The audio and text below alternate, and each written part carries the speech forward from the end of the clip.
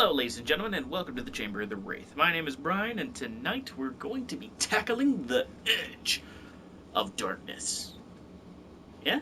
Yeah. We're talking about Noob Saibot. I don't know why I went all jowly for that, but I'm keeping things interesting, I suppose. But, yeah, we're talking Noob Saibot today. I should probably also very quickly preface that we have 12 characters left in the main roster, and we have until November 17th for the next batch of characters, which would be Rain, Melina, and Rambo. So I'm powering through these pretty quickly, but Noob Saibot will probably be the last one for a couple of days, so that it becomes a bi-weekly thing. Twice a week I release White Lotus Dojo video until we get to November, and then we'll be able to talk about Rain, Melina, and Rambo. I genuinely forgot his name for a second there. But also, in the interest of time, we're actually going to be focusing primarily on the competitive loadouts, so I'm not going to stick around for any of my custom loadouts. Next, though, I think... Yeah, Jade. No, we've done Jade. I'm just trying to think who we've not done yet. I don't think we've done Shao Kahn, so we'll get him out of the way next, and we'll beat on him, because I quite enjoy beating up Shao Kahn. I quite enjoy beating the snot out of Shao Kahn. So let's continue on with that and learn a little bit about Noob Saibot in the process.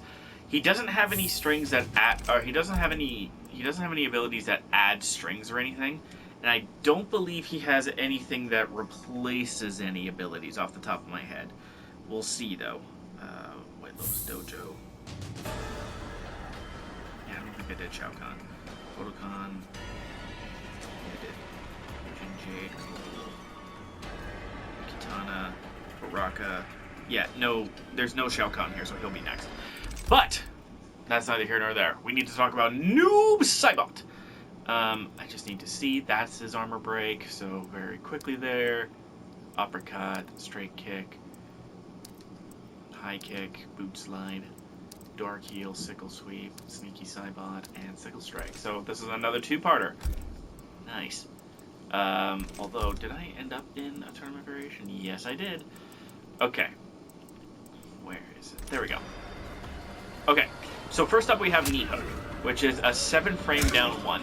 His standing one is 7 frames as well, so use this for combos, use this if the opponent is poking. -4 on block if the opponent decides to... Did it end up under flawless? It did. Just like, that's like 8 times... 10 times in a row. Stop flawless blocking. Thank you. -4.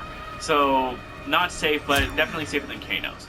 Next, we have Dark Push, which doesn't seem like much. It pushes the opponent back and does decent mid damage. However, on Breakaway, you can use this to break armor, and it becomes a 2-in-1 cancel, allowing you to net really good damage. And if there's anything Noob Saibot doesn't have a shortage of, it's damage. Especially if you have one of his crushing blows loaded up. Look at that, 50%, almost obscenely quickly. That is a Dark Push in a nutshell. It was fairly good because it had good range, but it was only active for 1 frame. Now it's active for 4, so it's more likely to clobber somebody breaking away. Rising Sickle is a 10-frame uppercut with really nice range. However, it is -23 on block, on flawless block, and -13 on flawless block. On normal block it's -13. It's -23 on flawless block. By the way, Dark Push is -4 on normal block, and on flawless it's -14. So extreme caution is advised with both those attacks.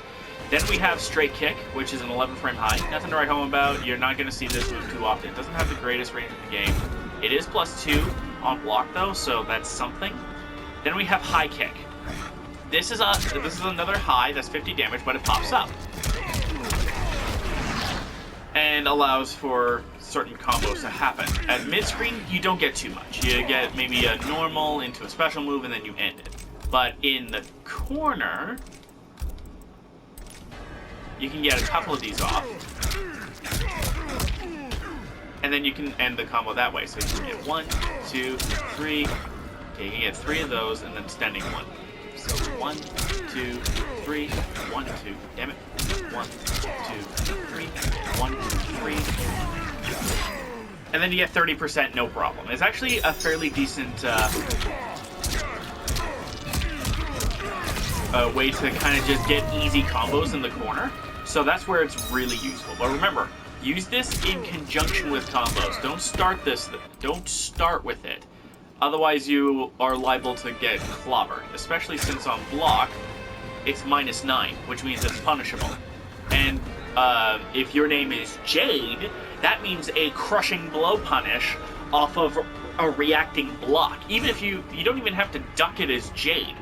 So there you go. And then we have Boot Slide, which is a nice, far-reaching down 3, 9 frames, decent low, and he gets real low to the ground. It's -5 on block, sure, but because of how low he gets, he can slip under projectiles and pop the opponent this way. Next we have Dark Heel. Roundhouse that does 70 damage. You can convert into it, you can use it as a conversion in the corner, so you can do something like boot, boot, boot. But as you saw, that did less damage than if you did this, because multiple high kicks doesn't actually scale that harshly. So you can use it as a conversion if you want, but I wouldn't recommend it. On block, however, it's neutral on block. So you reset the neutral if the opponent blocks this attack. But because it's a high and 13 frames, uppercuts are gonna make this thing terrible. Then there's Sickle Sweep, which is a 13 frame sweep, which is -12 on flawless block and -7 otherwise. So regardless, it's generally punishable. If your opponent has a 7 frame button, don't go for the sweep raw. Try catching opponents just outside of their range with it, even though it's not actually the greatest sweep in terms of range. Then we have Sneaky Saibot, which starts low and is a 2-hit string that is not special castable, but knocks the opponent back. And in certain variations, this can be really useful if you like to throw projectiles. So you can get something like,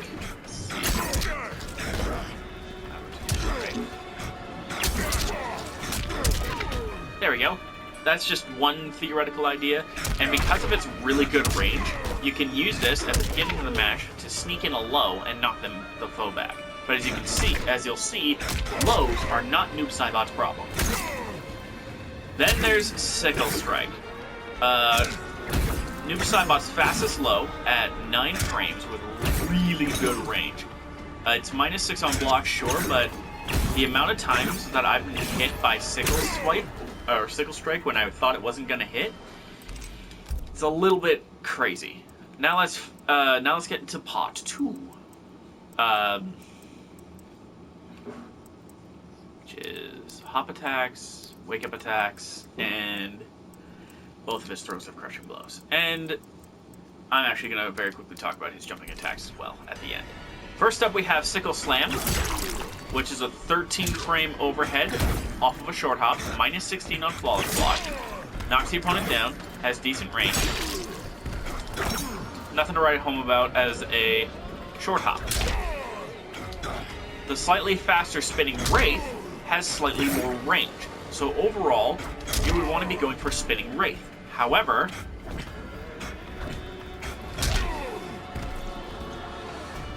Spinning Wraith is -12 on block, so it's slightly less safe. So not something that you want to you'll have to worry about too much. You can go for Sickle Slam or Spinning Wraith, but Spinning Wraith is very slightly better. Now we gotta talk Wake Up attacks, which for Shao Kahn is very easy because he has a very advancing sweep. Spinning Wraith Boot is a 10 frame wake up invincible, and Sickle is a 12 frame wake up, which, as you can expect, are just general numbers. But if the opponent blocks, Wraith Boot is -6. It's actually safe. It's a truly safe wake up option for Noob Saibot to have, unless you're playing against Ryzen Raiden. And then we have -17 on Sickle, so don't throw this one out willy-nilly, otherwise you'll be in some serious trouble. Now, both of his throws have crushing blows, and they are the same requirement as Kano, and as most crushing blow throws. Fail a throw attack, and one of your next throws will be a crushing blow for big boy damage. Now for the first time, we're actually going to talk about jumping attacks. Dark Jab is a fairly quick 7th frame that you can use in the air to convert for damage. Sickle Swipe is very similar, but it does 70 damage and is 9 frames. A lot of the times, opponents will have one air to ground and one air to surface, but in this case, Noob Saibot has both air to ground. So he doesn't do the best in air trades, but Sickle Swipe makes for decent combo potential. And then Wraith Kick. Nothing to write home about. It's a 9 frame overhead. Can be converted into certain buttons. There it is. Yeah, certain buttons you can convert into, but nothing to write home about, really. Then we have Noob Saibot strings, which he doesn't have too many of. However, here's the catch. One of them has a crushing blow that is very unfortunate. Let's start with Empty Grate, which is decent damage but has a 26 frame overhead in the middle. I'm not entirely sure, but I believe I can interrupt this with a jab. So let me try this.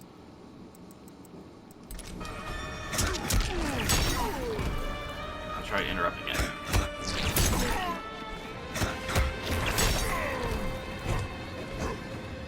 There's the 7th frame.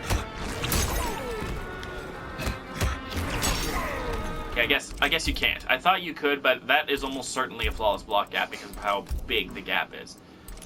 Do this. Yeah, it's flawless blockable, that gap, of course. It's not punishable raw like I thought it was, but it doesn't really need to be. The full string is -3, but again, with such a large gap, there's a really good chance that the opponent will be able to flawless block and punish with this. So no Noob Saibot is ever going to go for this reasonably. Off of standing 1, you'll always see them go for Tormented Souls instead. This restands and is special cancelable, and in certain variations can allow for really nasty combos. But as you can see, nothing to write home. It's actually a fairly decent conversion, but because Noob Saibot doesn't have a lot of combo potential outside of the corner in most variations, at least in this one, I can't really show you a lot of the crazy combo things. For the Brotherhood, comes off of a really nice back 1, which is 9 frames and has reasonable range. A lot of noobs will, and I mean that in terms of the Saibot, so I think I'll just say Saibots instead of noobs. A lot of Saibots will go for this, and because it's a restand. And the reason for that is you can cancel into a special move. This includes his Fatal Blow, so if you want to go for a Fatal Blow combo, this is the way to end it. And because of how close you are to the opponent, yes, you're neutral on hit, but you can go for a throw if you want. But if you counter or punish somebody with this attack at any point, Crushing Blow. If you manage to punish with the full thing, it's the same damage as a normal throw, but because the Sickle can catch from almost start of the match range, expect about 27%, and you can't go wrong. Next we have Resurrected, a high-low mid-string. Starts high, there's a low in the middle. This guy has lows for days. That can be special canceled, and be a launcher in the corner. So if we go to the corner,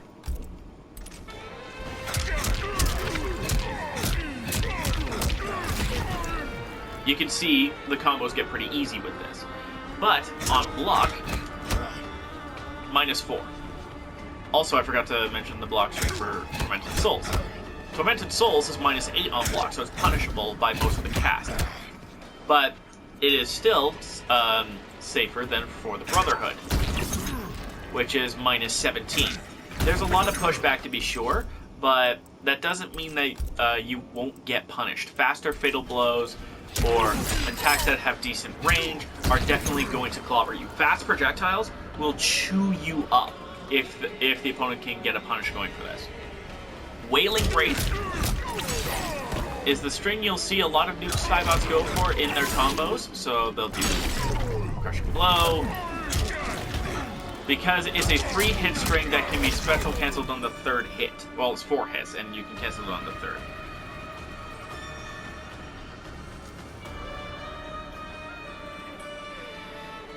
On block, however, I keep pressing the wrong button. Or does it not come out? Yeah, the 4th hit will not come out, and it's -3. So it's safe, it's advancing. I believe the full thing is a mid. Nope, starts off of a high. Really decent attack overall, Wailing Wraith. And then Sinister Silhouette. This is really only good for catching the opponent at the start of the match. It has a Crushing Blow where the opponent has to be stand blocking. Problem is, there's almost no way to make your opponent wait for an overhead. The only overheads that Noob Saibot has that aren't in the middle of a string or in some sort of special move are his short hops and jump attacks. That's basically it. Empty Grave ends in an overhead. Let me see here. There aren't any others in his strings, none of his special moves, except for one in a certain variation is an overhead. He doesn't have anything that starts overhead that can enforce pressure. So 90% of the time, an opponent is going to, if Noob Saibot's feet are on the ground, they're just going to block low. So you're never going to see this Crushing Blow, which is a shame because, look at that, you get a pop-up Crushing Blow launcher with really good damage too.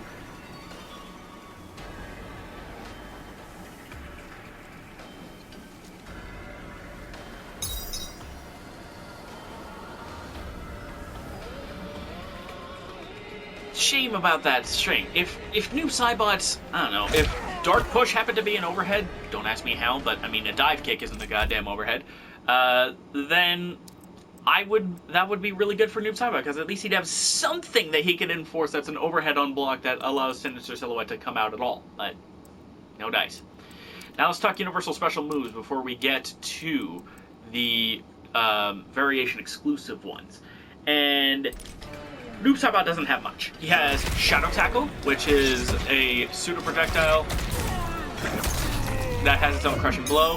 The Crushing Blow requirement is kind of nuts, but seeing double is really good to get it. So if you land 10 different attacks that are considered shadow moves, so generally special moves like Rising Shadow Kick and Shadow Tackle, if you land 10 of those in the match, this Crushing Blow lands. But you have to land 10 of those. So Noob Saibot kind of gets some help in this department in the seeing double variation, which we'll get to, but that's still a lot. That's just for variety's sake, that's 5 Shadow Tackles and 5 Rising Shadow Kicks. And speaking of Rising Shadow Kick, it's really good for anti-airs, but you can do it for anti-airs. Let's see.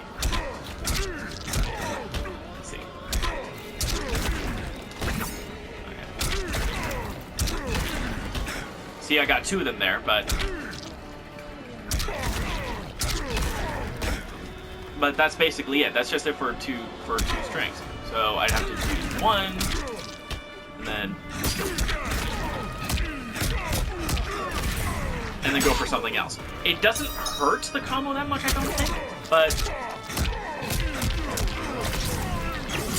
oh, it does. Because here, I'll just do a control. 1, 1, 1, 2, 3. 9 hits, 31%. But if I do this, it loses some of its damage because of combo scaling. That was what I got curious about with certain scaling situations with Noob. But, yeah, so there's no Amplify. And then there's Teleslam. It's a high, it's 30 frames, but it's a good way to say no to projectiles. It's minus 29 on flawless block as well.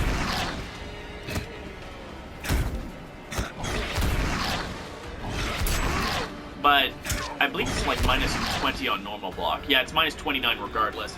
So you can punish this thing easily. But because it's a high teleport as well, it's fairly easy to just uppercut punish as well. So use this to end your combos. And on Amplify, just a little extra damage to sweeten up combos. Now let's talk about the abilities that are available in this variation, which help. First up is Ghost Ball. Which, wait a minute, why did that not tag? Lost control there for a second. Okay, Ghost Ball. 42 frames, very slow projectile. One of the slowest in the game, in fact. But Ghost Ball has its unique benefits. For one, it's truly unblockable. And for two, you lock the opponent out of gauge. Now, at launch, and I believe for the Shang Tsung patch, the gauges would recover almost instantly, so it wasn't worth it. But now, there's actual recovery time, meaning I can use this as setup, and then I can go for a launching combo of some description in the corner, and you cannot break away. Next we have Shadow Slide, which counts as a shadow attack, and is not a full projectile, but it covers the space really well. But what makes it really good is that it got an Amplify in one of the patches, I believe Joker, that allows a second shadow clone to pop up and attack. So you would see so what you'll see now in this variation is that in the corner, because Noob Saibot dominates in the corner, is that you can get, let's say, a basic string, and then potentially get a combo off of this. I'm not the best at it, but let's try this.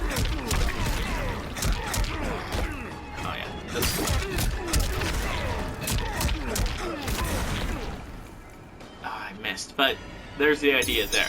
It'll help you get an extra shadow, so you can get to this crushing blow faster. Twice as fast, in fact.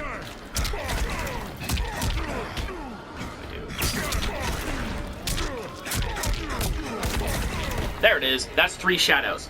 And it does respectable damage too. So I'm already a third of the way to that crushing blow, which if you didn't know or didn't pay attention, is almost the same damage as a crushing blow throw. Really good way to end the combo. And then finally, you have an air version of the Teleslam. It's slightly quicker because it shaves 5 frames off of startup, but it's the same Teleslam. Now let's talk about variation 2, Dark Sabbath, and one of the most famous variations.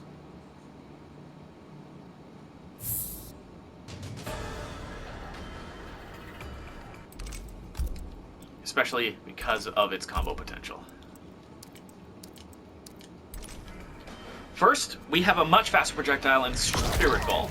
It is 18 frames instead of 42, so it's over twice as quick. It does 90 damage and is fairly good. No Amplify, it's a high, but it's easily spammable and helps complement things like the Shadow Man Tackle. I keep forgetting what it's called. Shadow Tackle, I think, is literally what it's just called. Also, one thing to note about Shadow Tackle is for some reason, this thing works as a surprisingly effective anti-air. Observe.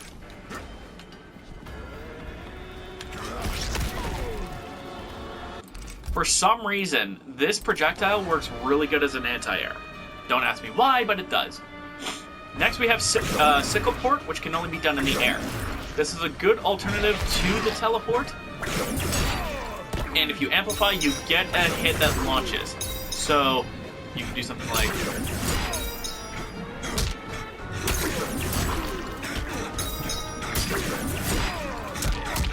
Oh, yeah.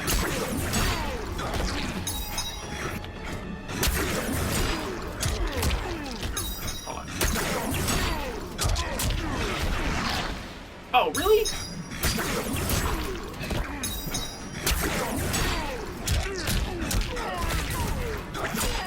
As an example. Not the best combo in the world, but you can combo into things real nicely. And then we have Teleslam's alternate amplify. This is why a lot of people play Black Sabbath, because off of a teleport, off of punishing a projectile, you get a combo. So let's say, most of the time you'll see this, go into this, end it with the string or end it with the shadow tackle, and look at that, that was 35%. Easy peasy, lemon squeezy. And if it crushing blows, almost 50%. So it's very nice. But that's Dark Sabbath in a nutshell. It's a very straightforward variation, a little more assault-based, but you don't get, you lose the slide, so you lose a key way of getting your shadow attacks. So be prepared for a longer build if you want to use both Dark Sabbath and the tackle crushing blow. And finally, we have Pitch Black, which has several attacks. First up is Sickle Snag. This is just like Cabal's, where it just slams the opponent down, except it does a side swoop. You amplify this, and you can get a combo going. But you can only get one of these per combo. So, it's this, go for it again, mash amplify, the amplify doesn't come out. So, you have to get your opponents launched in some way.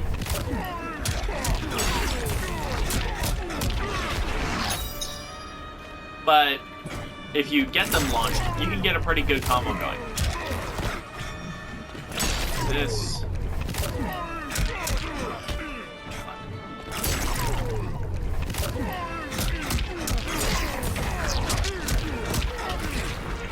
As you can see, that was almost 40% and I dropped it at the end. So you can get some really nice combos going, but this is ultimately not the best attack to use in every single situation because it's an anti-air. You have to catch somebody out of the air with this thing.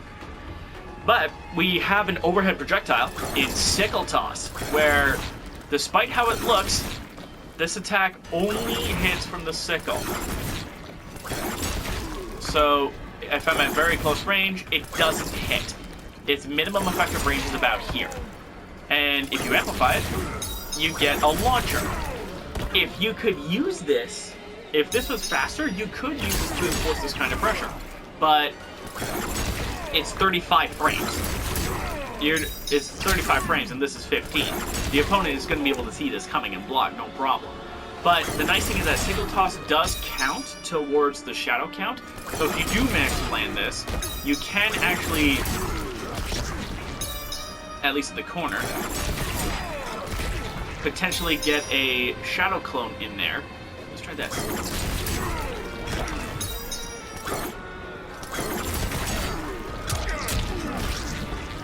Oh, really? That's very odd. So, but at the very least, you have a third shadow move that isn't just tackle and rising shadow kick. But speaking of shadows, we also have air shadow dive, which is an aerial dive kick that Noob doesn't offer himself up for. It's literally just a dive kick that he can make himself, that makes himself safe, because guess what? I don't have to stick my neck out for this thing. Although I believe, I have to mention this. Yeah, minus 16 on flawless block. And just minus 16 overall. And as you can see, there's a big enough gap in there that you can't enforce this pressure. Bit of a shame. Bit of a shame. And then air shadow dive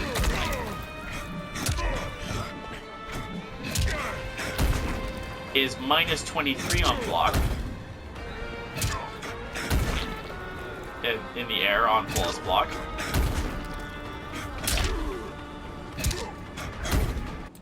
Okay, I'm just gonna get into stance.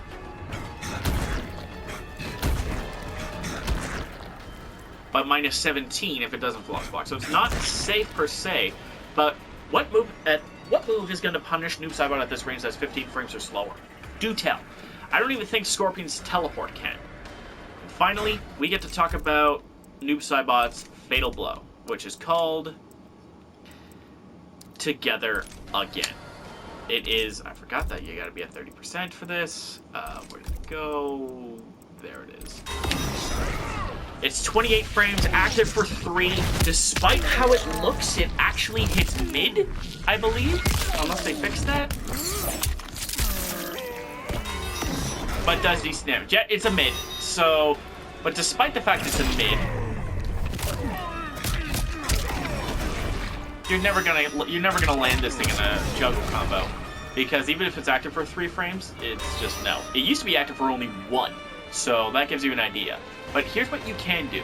If your opponent is launched in any way, shape, or form, let's say from this uppercut, you can restand them with this in order to get a crushing blow. And you're going to see that at the end of this video. So, don't forget to be awesome, my friends. I'll see you guys on the other side. And look forward to Shao Kahn in the next episode. If I didn't drop my combos.